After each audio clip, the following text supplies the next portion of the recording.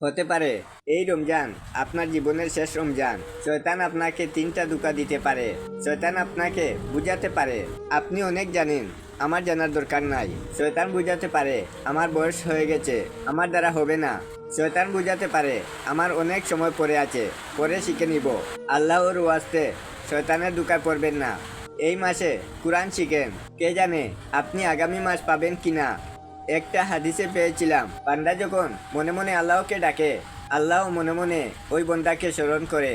এই যে রমজান চলে আসলো, কয়দিন আগে রমজান শেষ করে আসলেন, এই যে রমজান চলে আসলো, এই যে কয়দিন আগে জুমার নামাজ পড়লেন, দেখবেন আবার জুমা চলে আসবে।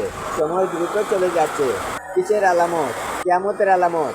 রমজান ইবাদতের মাস, রমজান জান্নাতের মাস, রমজান নিজেকে বদলাবার মাস, রমজান পরিবর্তনের মাস, রমজান কোরআনের মাস, রমজান মুমিনের মাস, রমজান মুসলমানের মাস, রমজান ইবাদতের মাস। রমজান আসার আগেই পুরো মাসের বাজার এবং ঈদের শপিং করে ফেলে দিবেন।